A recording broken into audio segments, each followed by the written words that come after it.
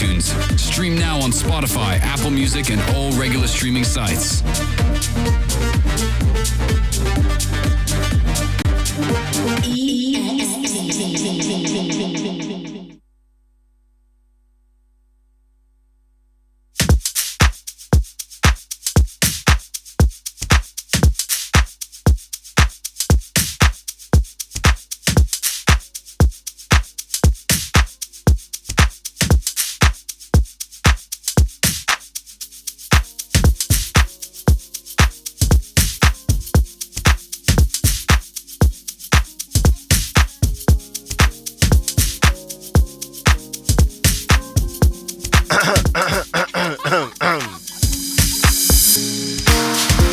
One, two, no two. What you gonna do? It has been a while, but the caramel diamond has returned.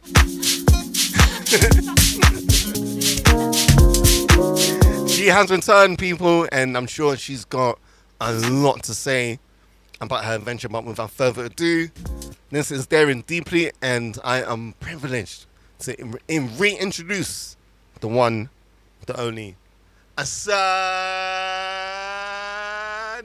LDN.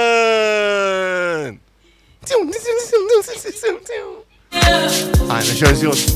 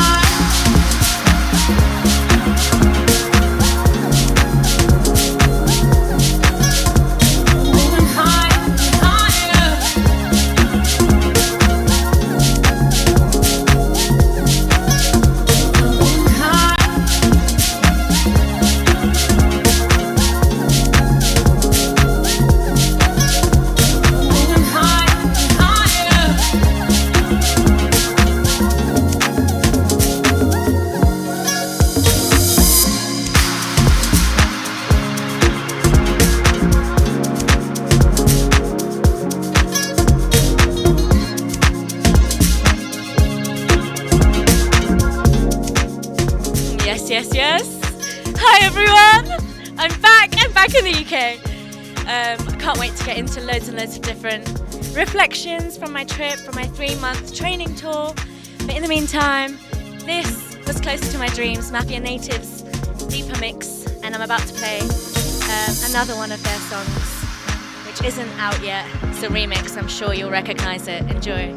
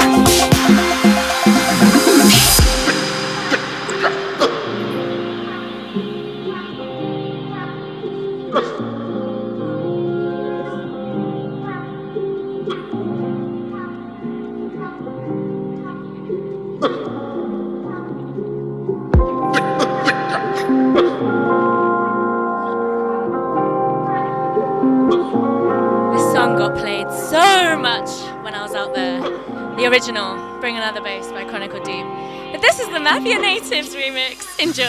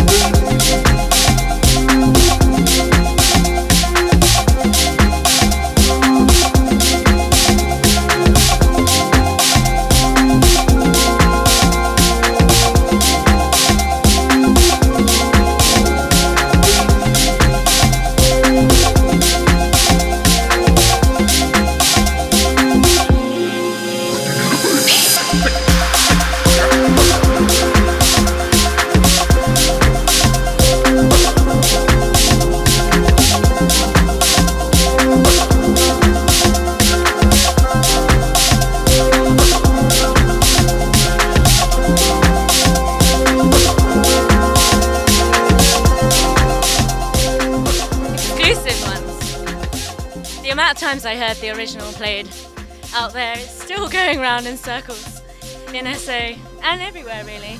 But the Mafia Natives remix version of this, I got to hear them play it quite a lot during my trip, and the crowd just is mesmerised by it every time.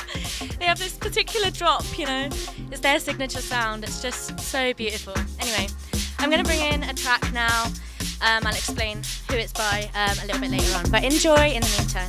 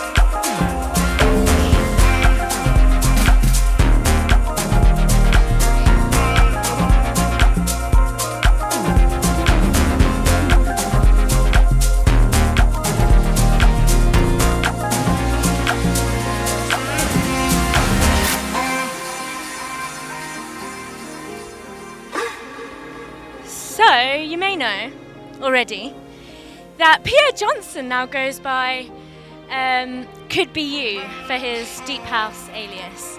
So this is Could Be You and Kana. It came out on their latest project, which came out a few weeks ago. Last week. I'm gonna have to check if it's even out, because I'm sure it's out, but I was sent this by Pierre, and this song is called On a Sunday. There's a song called My Love, which I'm gonna play later actually, I just reminded myself, which has been, again, circulating around, such a popular song. I love this one. I actually played it on my last weekend in Cape Town, just last weekend, on the Sunday event that we did with Mafia Natives and Bones. So this is Could Be You and Kana on a Sunday featuring Chris J. Enjoy!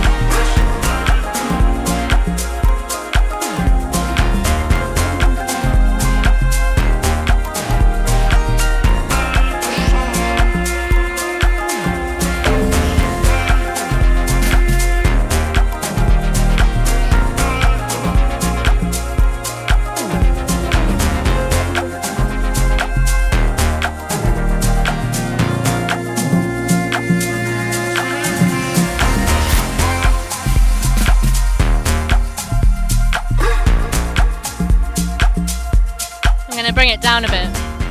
Just for a second, just because I really feel like playing this song by King Touch and Andy Keys. I played it pretty much in every set in the last month in SA, across Joburg and Cape Town. So enjoy. This next one's called Best of Me by Andy Keys, King Touch, and of course Anthony Hamilton. Here we go.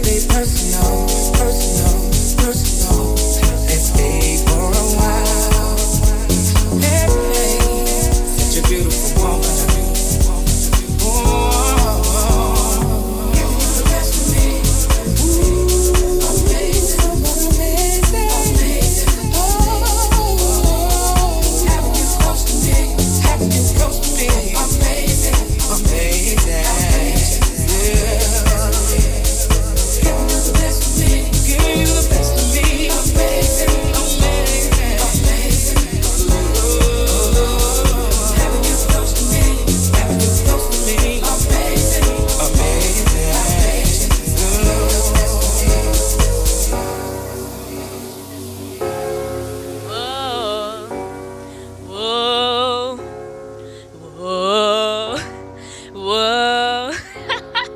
So I played this song like maybe 50 times. Okay, that's an exaggeration. But I'm not exaggerating when I say I flipping love this song. It's also Brian's favourite song. Brian's tuned in live on Instagram. Everyone on the Instagram's making me laugh. Timon is here live on Mixcloud. Enjoy the rest of this song, please. Best of Me, King Touch, Andy Keys, Anthony Hamilton.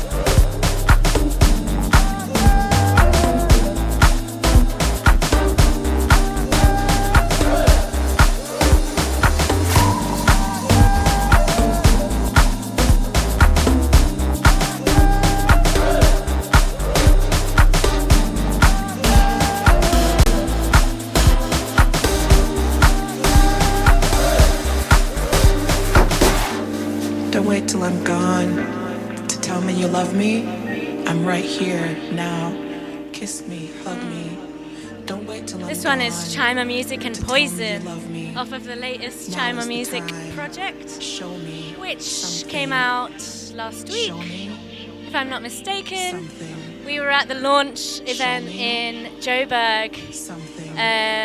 last month, Show me which feels crazy to me. something. And Jukes, actually from the UK, was also there, and he went back to back with me. So this one is called Don't Wait Till I'm Gone by Chima Music and We'll Poison. see each other again. Enjoy. Somewhere enchanted.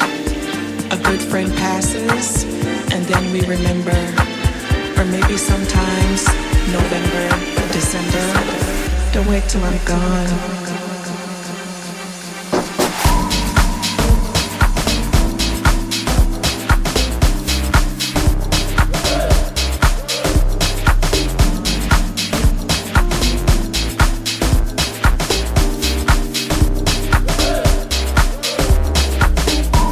Show me something. Show me something. Show me something. Show me something.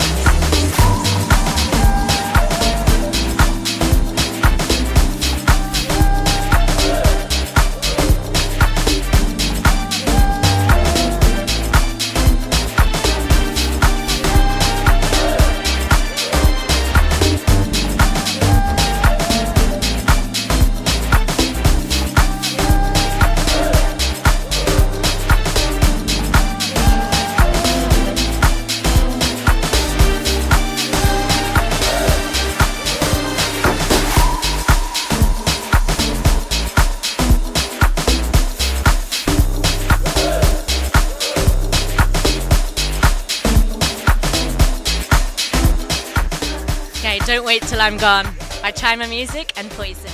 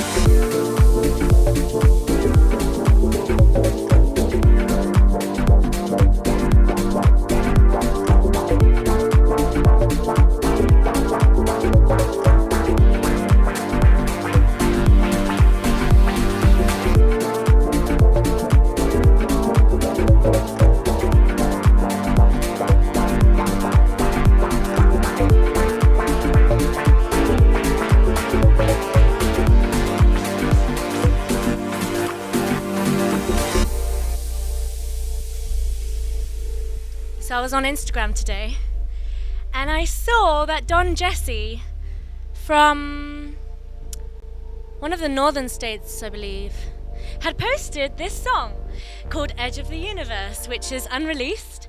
And I was like, Can I play this on my show today? I love this song. Such a beautiful track. So this is by Don Jesse and it's called Edge of the Universe. It's unreleased. Enjoy.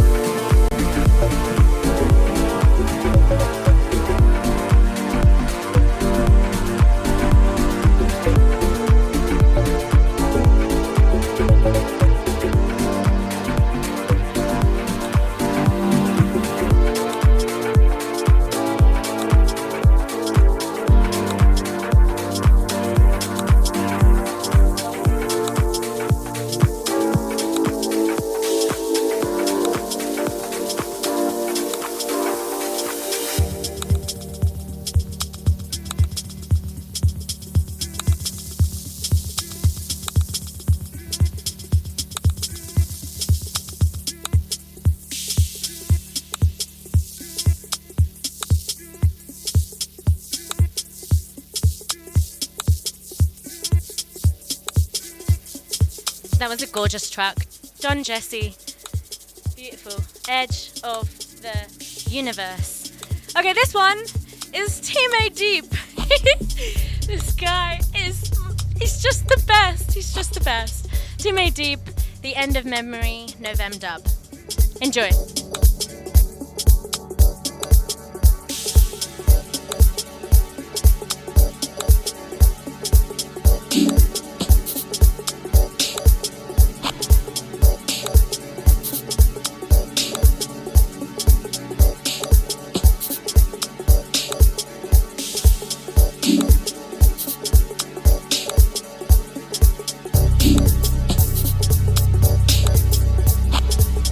Whoa, whoa.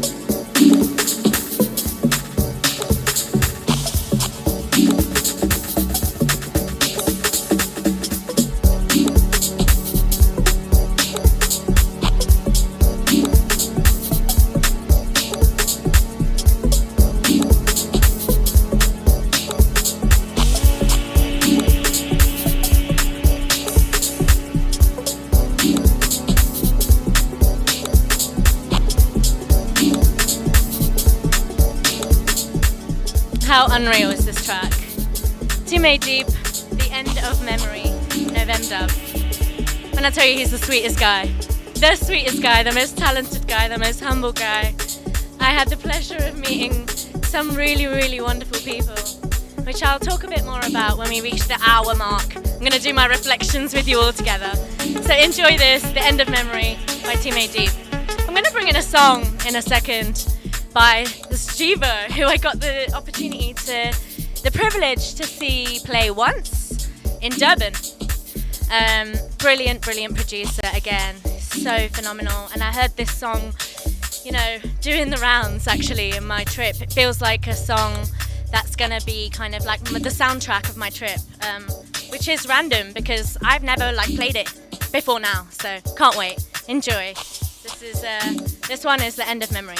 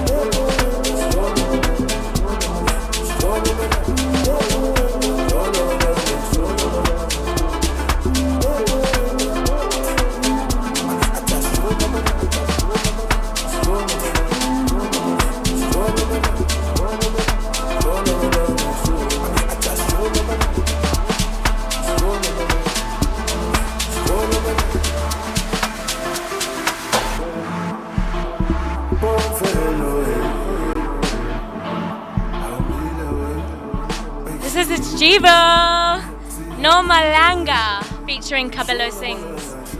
Beautiful track.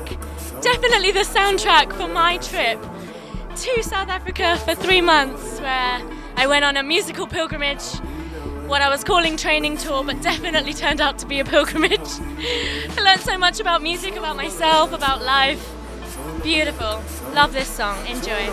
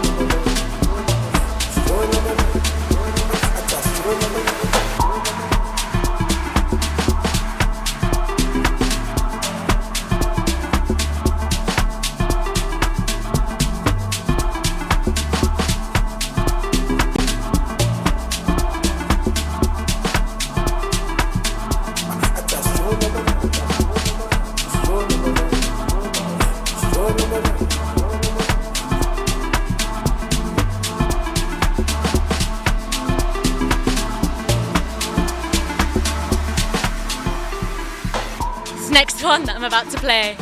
I saw the two producers that were listed on it. I was like, oh my goodness. China Chameleon and Mr. Shane S.A. have a song together. Yes! Can't wait. Enjoy.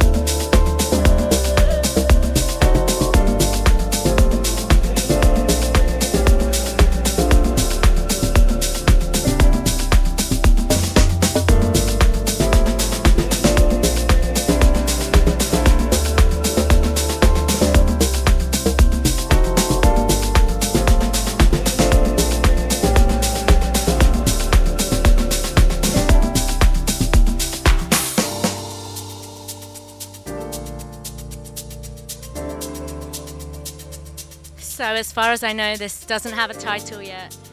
China Chameleon and Mr. Shane S.A. It's one of those songs that just makes you want to close your eyes and just drift on waves in the ocean. I'm missing Cape Town so much. You know what, I was really sad to come back home, but now I'm kind of okay because it's London and the sun's out and I'm enjoying. Anyway, enjoy this, China Chameleon and Mr. Shane S.A. I'm going to play a bit more Mr. Shane S.A. just because I have so much I want to speak about and I feel like it would be a nice segue, so enjoy.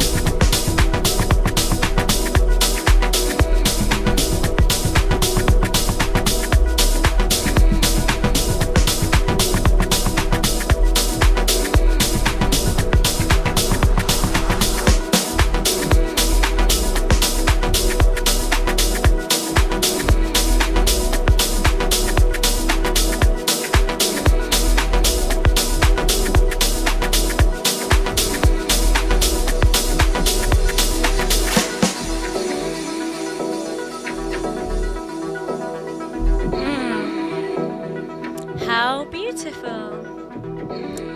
Blue Room by Mr. Shane, S.A. and Black Disciple. This is 1060 Sounds. The track name is Blue Room. I have actually heard it out and about. I think it's on Mr. Shane's latest project, though I'm actually not too sure. I need to confirm. But what a track. It's got all the staple elements. Enjoy.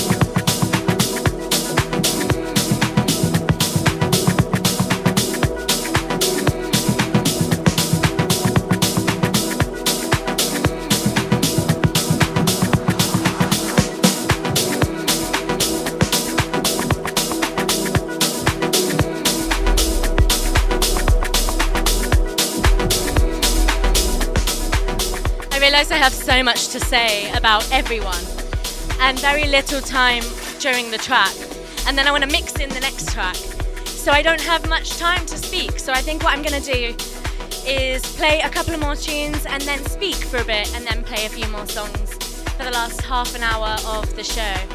So we've still got an hour left together. So yeah, let's do it that way. So I have a lot to say about Mr. Shane and Black Disciple. I have a lot to say about Mafia Natives. I have a lot to say about Team AD. I have a lot to say about Pando G. I have a lot to say about so many people. 8-9 Music, you know, like some of the most talented individuals that I had the opportunity to meet. Nerdistic Touch, all the folks in Durban. There's just so much to speak about, and I can't do it over the tracks. So I'm just gonna let this play out, play the next one, play a couple more, and then speak. I hope that's okay. Enjoy. Blue Room by Black Disciple and Mr. Shane, S.A.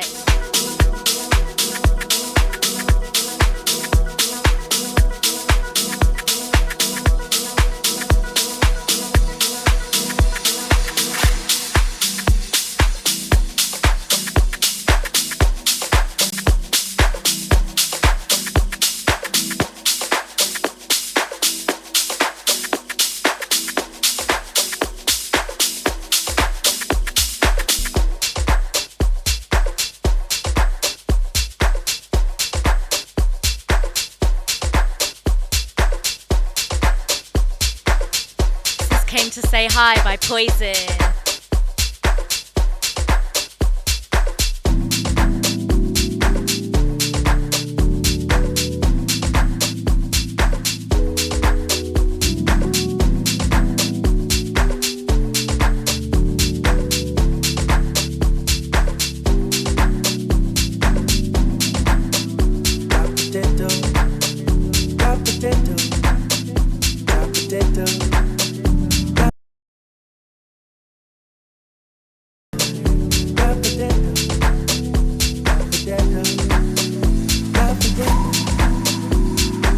Darling, can you please stay the night? I'm lonely when you're not by my side. When you're not here, it hurts me. When you're not here, I'm going crazy. But darling, won't you stay with me? But darling, won't you stay with me?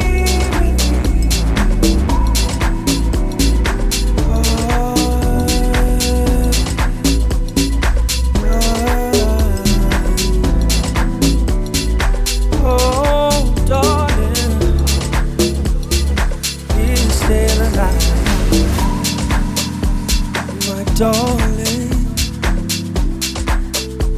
can you please stay the night? I'm lonely when you're not by my side. When you're not here, It hurts me when you're not here. I'm going crazy. I'm not here for the night, darling. I just came to say hi, darling. I'm not here for the night, darling. I just came to say hi, darling. I'm not here for the night, darling. I just came to say hi, darling. I'm not here for the night, darling. I just came to say hi, darling.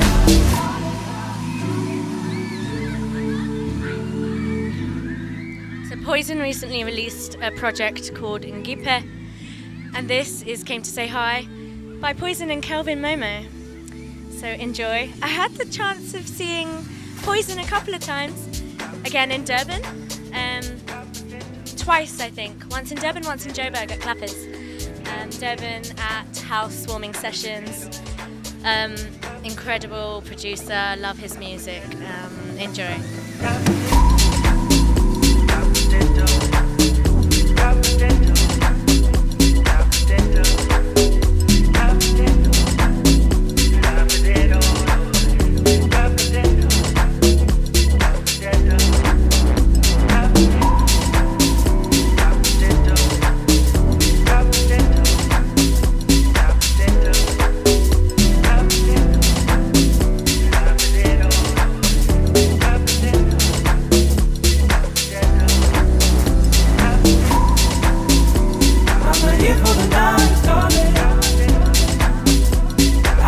Say hi, darling.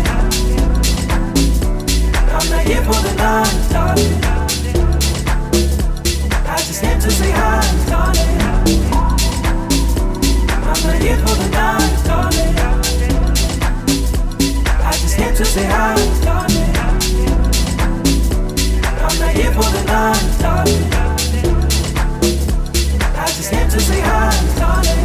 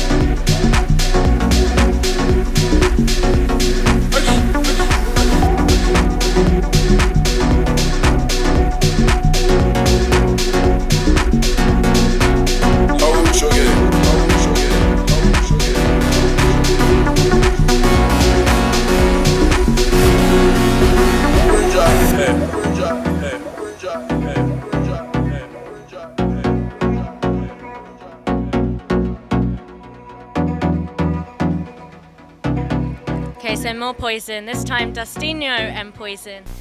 This is Pass Up Healthy Mix. Enjoy.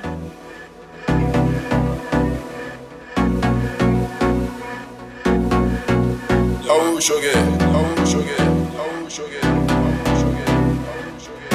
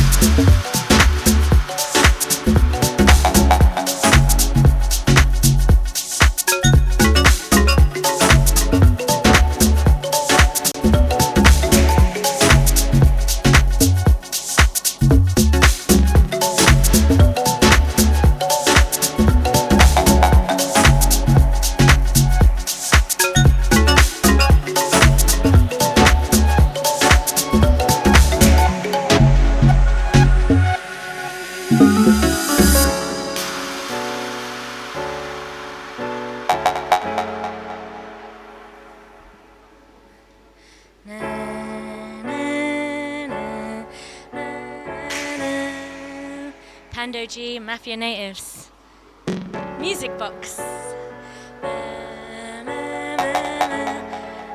It was amazing. I got to hear these guys play this song quite a few times in Joburg and in Cape Town, and I just immediately fell in love. It's one of those songs you just want to hear more of. So, here you go. Mafia Natives and Pando G, Music Box. Enjoy.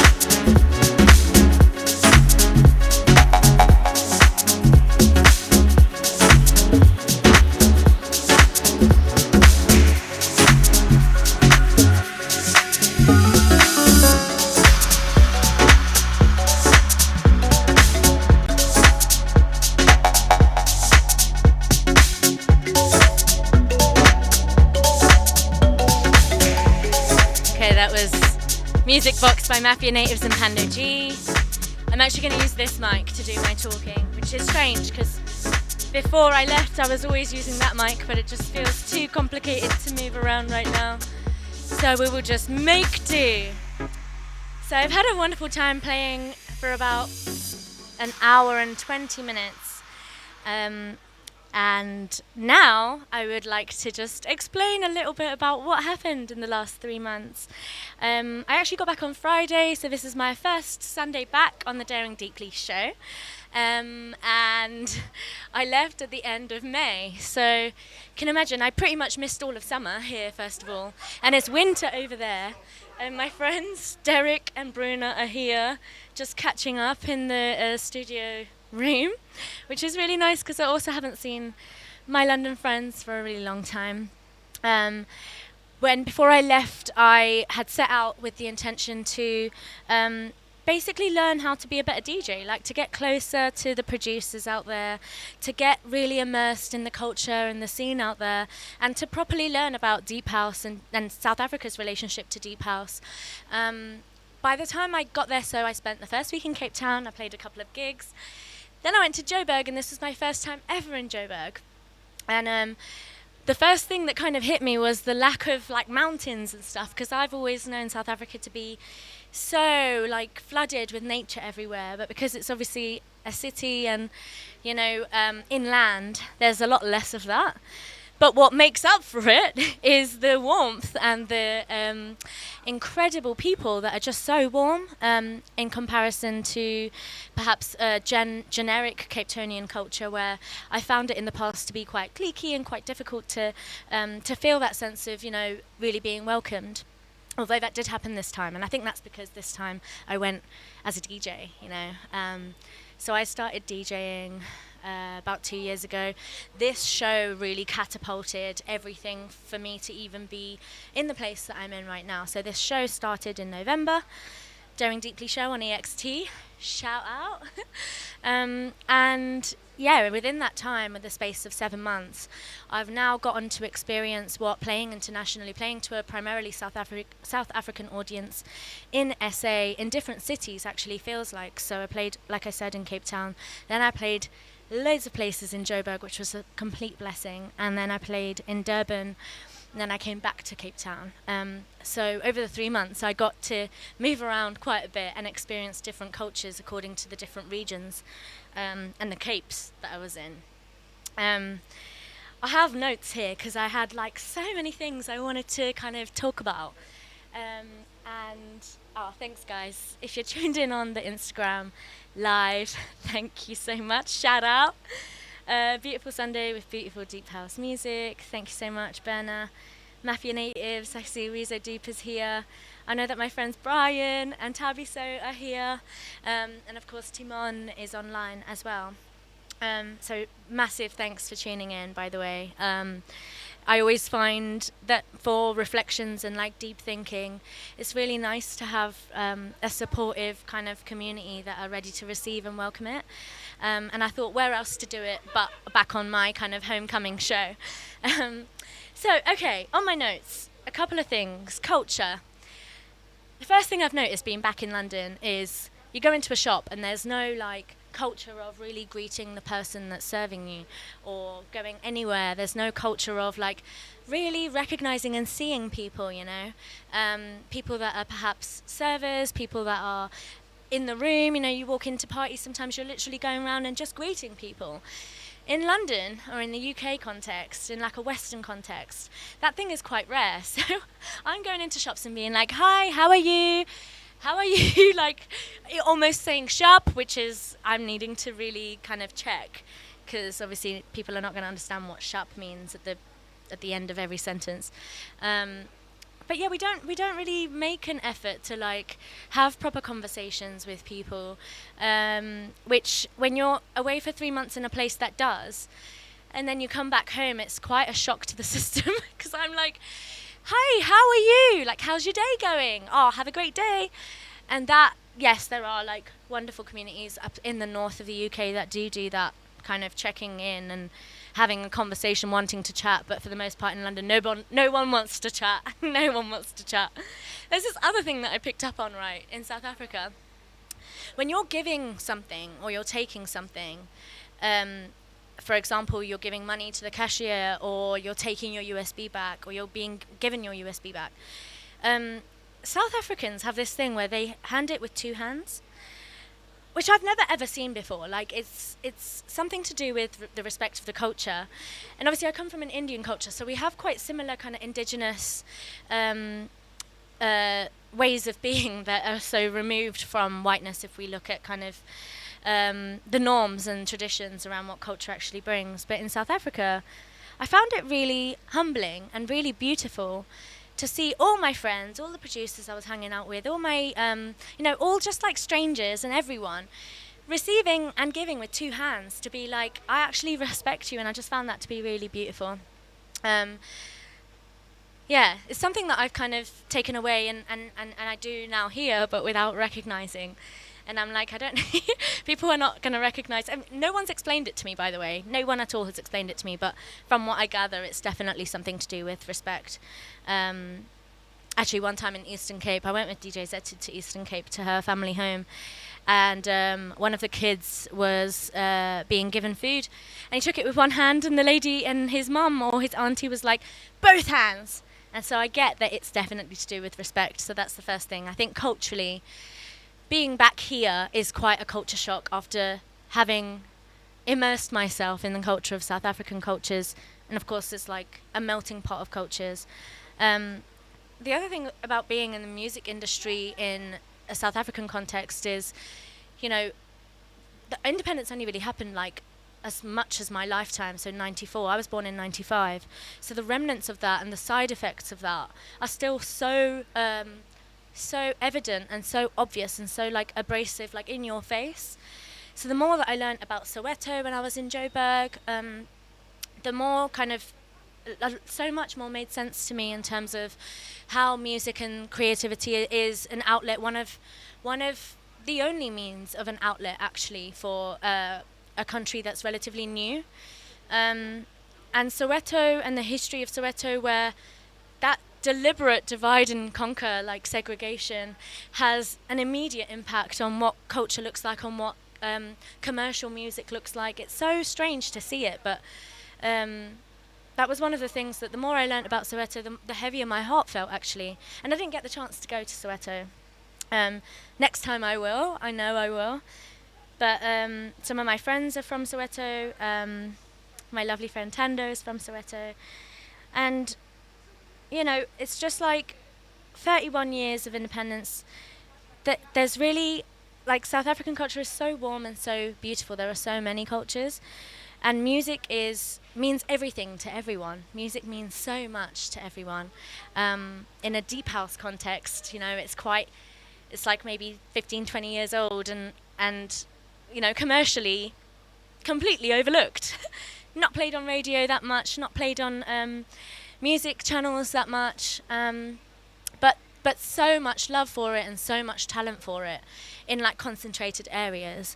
And so that begs the question, like what's next for the deep house space, generally speaking. And there are so many people kind of making moves in that, people that are themselves South African.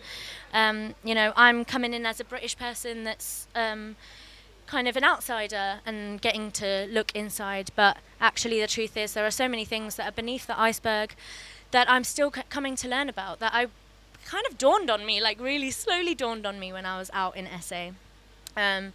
So in terms of those lessons then, it's like deep house is a religion for us. Like in this scene, we are devoted to deep house, like deep and soulful house, you know, deep tech, pretty much all the genres, but especially in this community, deep house has a real love and not so much of a culture, because nobody regulates new genres. Obviously I'm a piano being much fresher than a South African deep house, but just kind of being predominantly taking up more space than it's not like it's 50-50 where the deep house producers are also getting some of the share of the rise of the culture of music on the global scale of South African music reaching global heights. So it's actually really disheartening then when you're there and you're witnessing that people are lapping it up to try to book you on their gigs, and you're receiving these gigs and you're like, wow, this is amazing, look at this incredible experience that I get to play to like an incredible crowd at Zen 63 in Katlehong, for example, or at Chima Music's launch party like I mentioned, or across Durban or on Sunset Cartel on the mix that happens in Durban. And at the same time, it's like I also have producers that are incredibly talented that let me know, like, we haven't been getting gigs, you know, you've seen more of South Africa than we have even. And I'm like, I'm playing your music. The only reason I'm here is because I'm so inspired by you guys. How are you telling me that it's really, really difficult to actually get through and get gigs?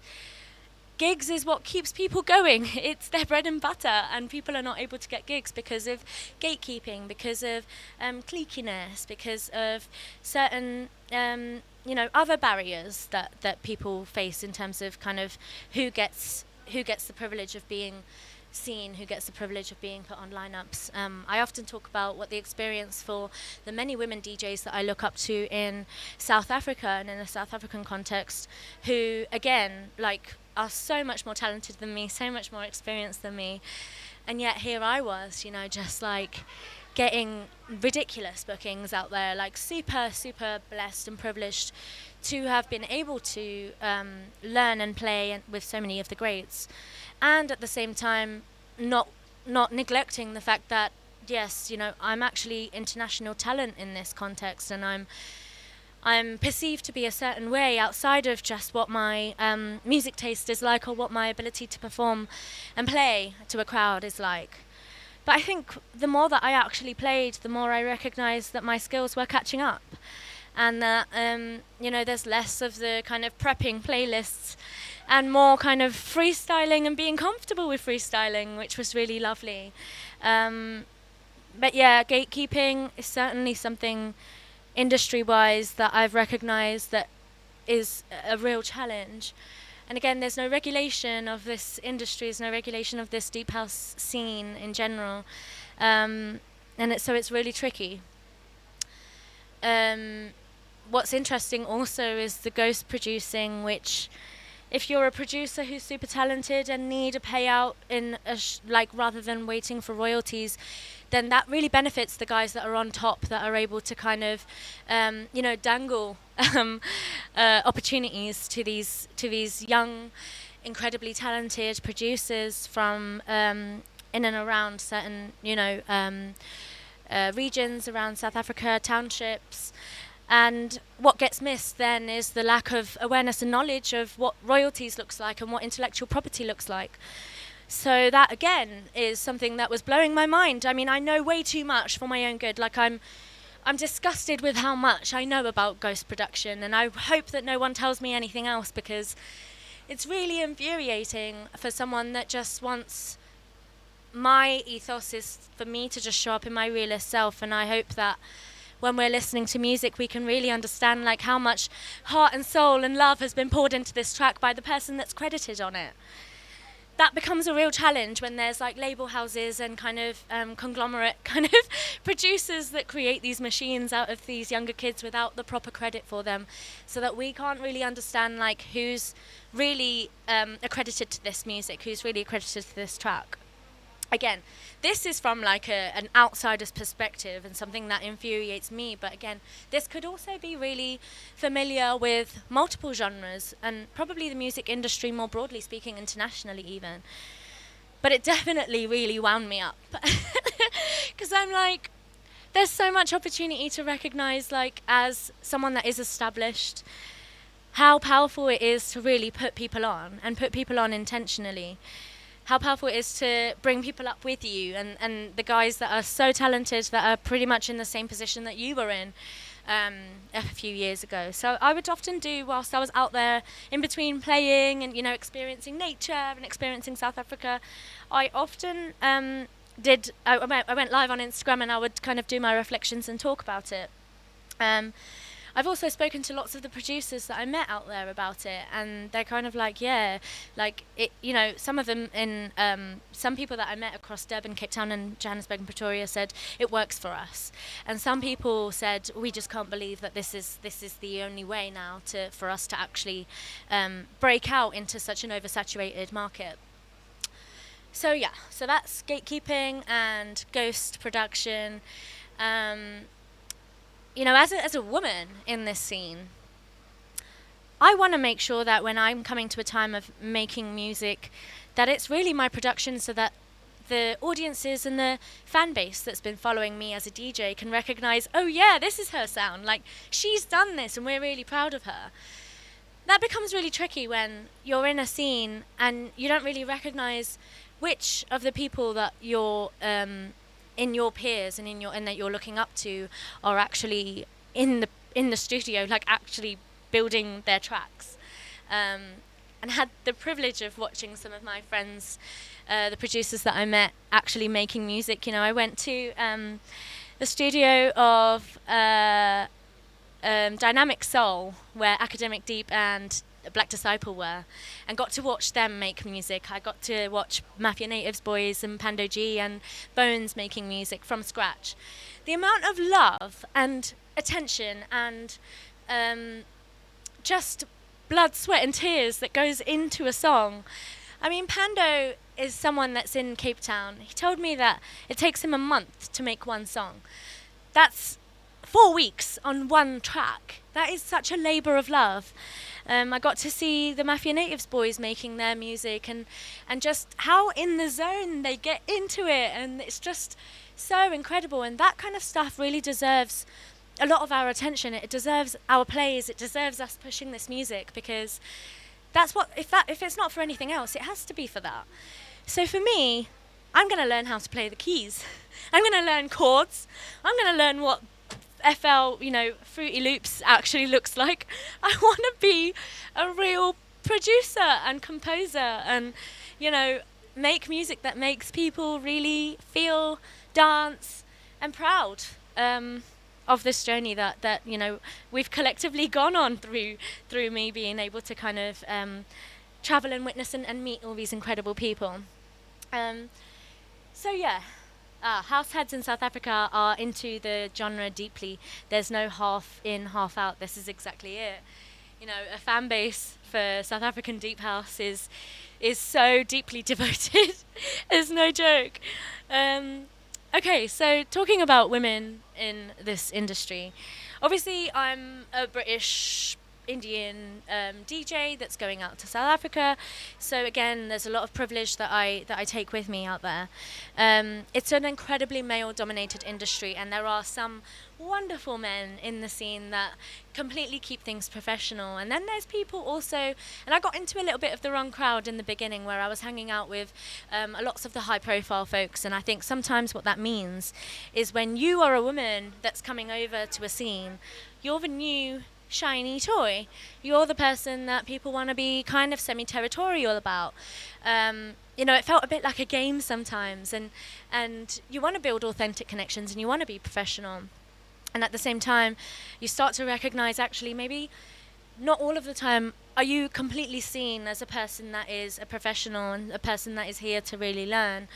Sometimes you're having to really double check and sense check, what are their intentions to actually hang out, or intentions to chat.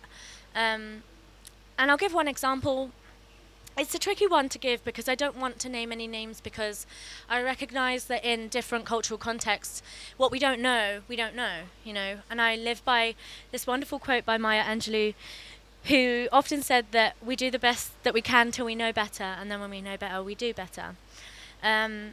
For a lot of people in this context, misogyny and, so many of these kind of sexist, patriarchal norms are the norm. I mean, I have that in my culture in India as well.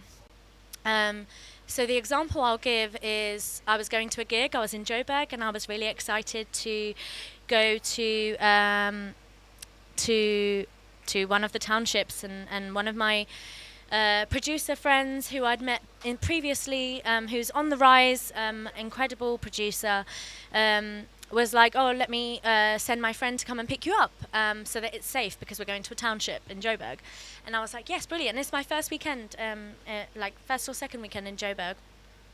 And I was like, okay, brilliant, because I've also met this friend, and I know that we're all safe, and actually this is a measure to keep me safe, so yes, let's do it. So his friend comes and picks me up, we go to the gig, I meet all these amazing people, lots of kind of, again, established, well-known people, and then the producer kind of goes home and says, you're good, you're going to be looked after by my friend. And I'm like, okay, amazing. And then the friend is playing up after having picked me up and, said he's going to drop me home, now says, I'm going to drop you to my house, because it's going to be easier for you to take an Uber from my house. So I get in the car, go to his house, go to pull out my phone to book an Uber so I can get home safely. And he says, no, ish, man, just leave your phone. You can stay here. You'll sleep on the bed. There's no need for you to go anywhere. You need to understand South African hospitality. You need to understand, such and such, and also being quite aggressive in their tone, and had shut down the garage door of their house. So I was panicking, because I was like, in these situations where I've double-checked and triple-checked to make sure I am safe, particularly my first time in Johannesburg, I thought that I was doing everything that I could to make sure that I'm keeping myself safe. I thought that these friends, one of them who's a high-profile producer, is going to make sure that I'm safe. And here I am now, unable to leave this person's house, who I've met in the past and is a normal person, but is telling me I need to recognize South African hospitality. And I'm like, I know South African hospitality. It's absolutely incredible and wonderful. It doesn't feel like being held hostage in your home. Let me out. And he's like, yeah, you can open the door, here's the door. And the gate, like the door to his house was, I kid you not, like a metal gate and then a wooden door. And both of them were completely locked up. So I was like, how am I going to leave this house now? You don't understand, I need to leave. This guy is now pacing the house, like literally shouting at me, not letting me out of the house, saying, open the door yourself, but the keys are really complicated. And then I see the garage door, so I open it. Open the garage door, my Uber's 2 minutes away. I'm like, why is the Uber not coming closer? It's at the gate. So I go towards the gate. The gate is locked. It's locked from the inside, and they do that as a measure to make sure that people who are not supposed to be in are not leaving without, you know, the residents being completely safe. So it's a safety measure for the residents. A white resident lets me out of this like gated community, and I get into the taxi. And this friend comes out and says something in Zulu to the taxi driver really angrily. So I get out of the taxi and I say, what did you just say to the driver? And he says, I just told him he must get you home safely. And I was like, what did he just say to you? And he said, he just told me I must get you home safely. So I'm panicking, completely shaking, on the phone to my friend from home in London. My friend's like, just get in the car. So I get in the car and I go home. Now, the next day, here's the part that really gets it, okay? I'm not one to lie. My whole ethos is being as real as I can, as authentic as I can, and everybody who has met me knows this. The producers know this. This is a friend that's met me before. We spent a good chunk of time together, so I know that he knows this. So I'm like, I need to tell you about what happened with your friend.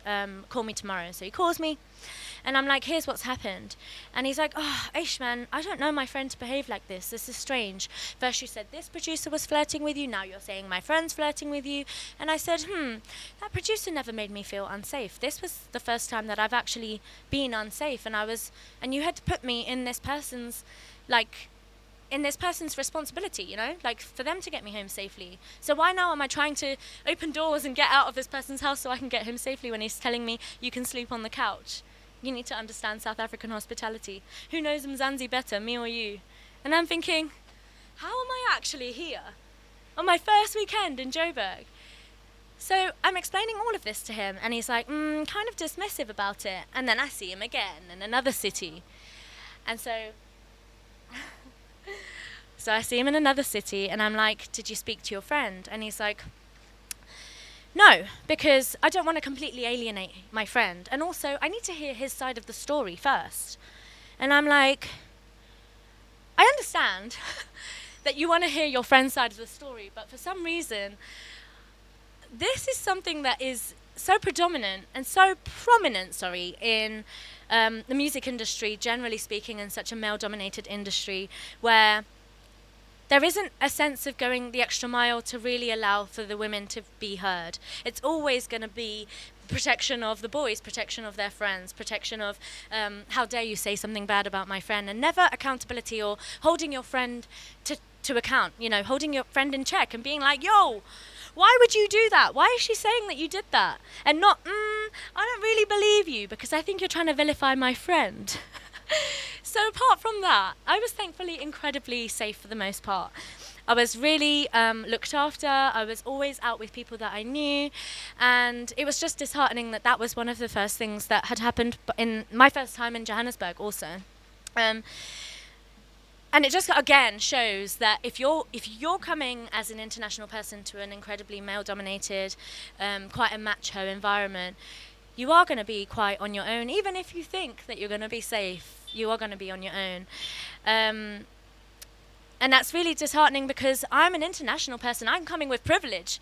I probably got away with a lot more than what an indigenous South African person who is a woman, who is in the industry, got away with. And has to deal with day in, day out, all the time. And it just, it gets me really overwhelmed and really disheartened is the word. Because it's like, at least I get to come back to London and you know, London's not perfect, but it's super open-minded and super critical of these themes around gender and around misogyny and around even the arts and how we regulate the arts. So, being an international woman in an incredibly male-dominated environment was scary as hell, but not as scary as what it must be for people that are there, women that are there day in, day out, having to experience it. And you know, again, there are so many incredible people. There are so many guys that just are so caring and in the right ways, making sure that you are completely okay, making sure that, you know, things are totally professional, that you're just feeling generally comfortable and you're feeling welcomed. And that for me is South African culture. That's South African hospitality. Not what this guy was saying. And again, I'm not going to name who it was because I have respect for this person outside of their backwards mindset. Do you know what I mean? Okay, so that's culture and industry, broadly speaking. Impact. Okay, so not only am I experiencing South African culture and South Africans and all these producers in the music industry and nature and everything, but I realised at the end of my trip, like the last week or something, South Africans and South Africa is also experiencing me. So I'm also having an impact on these people that I'm meeting, the friends that I'm making, some incredible friendships that I know I'll have for life, you know. The spaces that I'm going to, the spaces that I'm showing up at, there is a knock-on effect on how people then recognise who I am, how people recognise what my ethos, what I'm about, what my intentions are, and also the actual conversations that I have with people. Like I've had people message me and tell me when I was out there with them that I have made an impact on their lives. And you forget that when you're in a different context, in a different environment, that you're not just soaking in everything around you, they're also soaking you in. And I was like so humbled and so like mesmerized by that experience, which I just didn't expect to happen, you know. Hopefully you can hear me on the Instagram. I know that the audio will show up on here, so you can catch it afterwards. I'll send you the link, Cirrus. Okay, so, like I said, I went to Cape Town. I went to experience Joburg for a whole month. I experienced for about 6 weeks, and I experienced Durban for 2 weeks.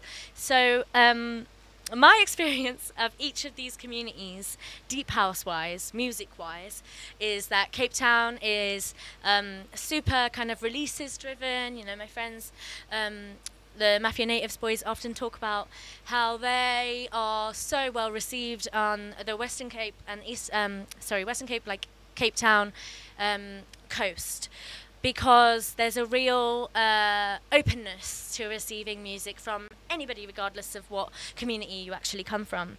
In Johannesburg, there's a lot more of the it's bursting with talent. It's bursting, like overflowing with events and communities and spaces to go. And then because of that, I think there's also lots more of the kind of gatekeeping and the kind of hierarchies and the cliques.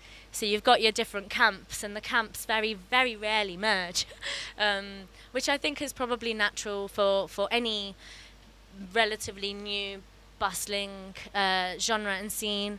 And then when I went to Durban, I was lapped up by every single deep house head in Durban, because Durban doesn't often get that kind of love poured into them. Durban's deep house scene is completely overlooked because of gom and piano being so mainstream in Durban.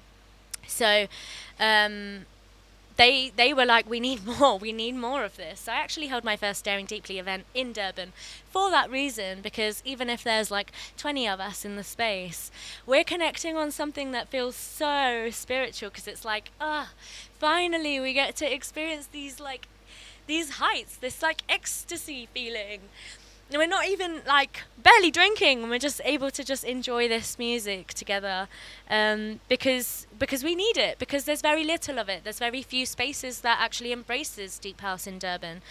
And then the ones that actually do it are so well connected, they all know each other, they're all really like building community intentionally, and there's only very few of them. So it becomes a really established community, actually. All these kind of 4 or 5 different communities that come together to make this deep house space actually exist in Durban. It's incredible. Like, I had my best 2 weeks, I think, were in Durban, not just because of the weather and because I was around all my people that looked like me, but because the deep house scene there was so incredible to me and to each other, and to experience that was just something out of this world. Johannesburg for me will always have my heart, because the things that I've musically experienced in Centurion, Pretoria and Johannesburg is unlike anything that I'll ever experience. Like playing in Katlehong, for example, was the highlight of my whole life.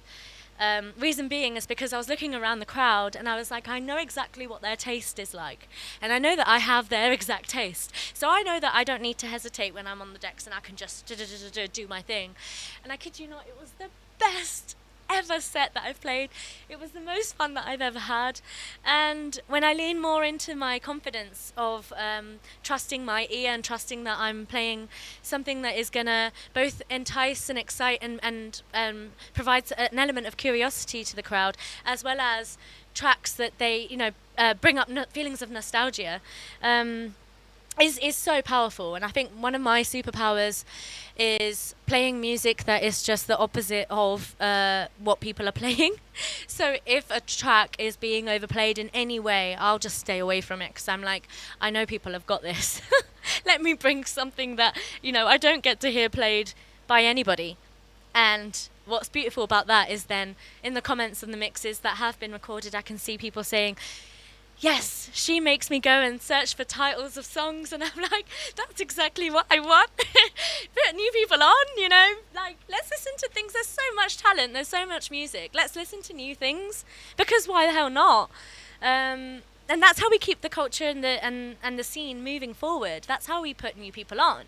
And as DJs, we're a key part of that supply chain. I mean, we're integral in that supply chain. We are actually the distributors of this product, which is made with so much heart and soul and blood, sweat and tears. Is that not so spiritual? Like, that is so incredibly spiritual. And I'm so happy that I found DJing.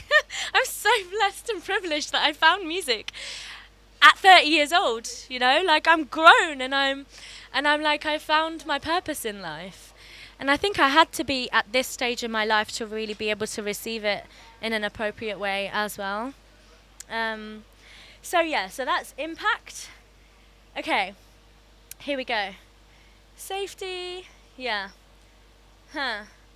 So I've got about 8 minutes left, and I want to play some songs.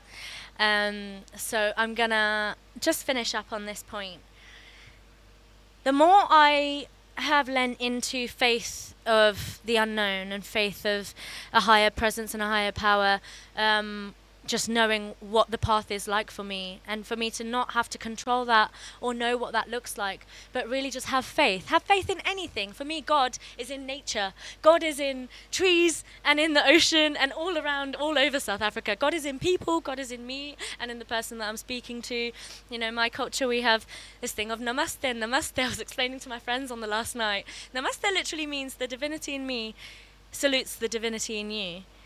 And the more I get to practice that and experience that, the more things just blew up out of anything I could have imagined. And this trip became the most spiritual experience that I could never even have dreamt it up. Like, I couldn't have said to you when I was leaving and I was here on my last day, my trip is going to be this and this. I didn't know I'd get the bookings in Joburg. I didn't know I'd go to Durban. I didn't know I'd get bookings in Cape Town on my way back in. I didn't know I'd meet these incredible people. I didn't know I'd make friends for life. I didn't know any of it. And you just trust. And then you're back here and you're as if you've never left. And you're all inspired and you're like, I'm going to be a producer. I'm going to make music. And it's going to take me years. Hello, my gorgeous. Oh, my God. How are you? Oh, my God. How did you sneak in here? How are you, my gorgeous queen? Daphne's in the house. I just say that to say, God, this whole thing has happened because of my faith in something, my faith in God, my faith in the unknown. It wouldn't have happened without my friends and without my family. It wouldn't have happened without the people that I met out there. It makes me emotional because I know that these people I'll have always in my life. Okay, you cry. I'm already crying. So, it's just been, it's just like you can't make it up. And I'm just so thankful and grateful to every single person that I met out there, because like, you made that what it was, and you received me with such open arms. All my friends in Durban, I'll never ever forget you. All my producer friends that I met in Joburg and Cape Town, all the groovists I met on the dance floor, who we shed tears together, you know, with each other, arm in arm, like, yeah. It's when you devote your life to music, there's honestly nothing like that feeling of community and companionship that you get out of it. And I'm just so excited for what the future brings. I was really nervous about coming back home because it's new and you don't know what's going to happen. And then again, you lean into the unknown and then you're like, actually, I flipping love London, and I'm really happy to be back. And I can't wait to see to introduce all of the deep house heads to you here on the show properly. The people that are pushing SA Deep House here, that are my peers, that are in my circles. I just can't wait to introduce them to you properly and to let you in on this incredible work that they're building here in the UK. Because that bridge between South African deep house and the UK is so it's so visible now. You know, I can physically see it. I know that there is a literal path that's being created by all of those promoters and curators that are my friends in the UK, and also by what I'm going to go on to create.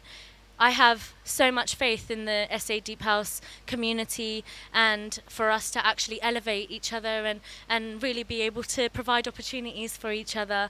And that's because I've met the most incredible people. You know, that faith in believing in that also wouldn't be there if I hadn't met all of those incredible people. So I just want to say thank you from the bottom of my heart to everyone that I met, everyone that's made this trip happen. I've actually been speaking for half an hour, I think, so I'm just going to close with a track. Let me just load a track. This is DJ Tears PLK Summer Days by Nick Holder, the Kazi Deep version. Thank you so much.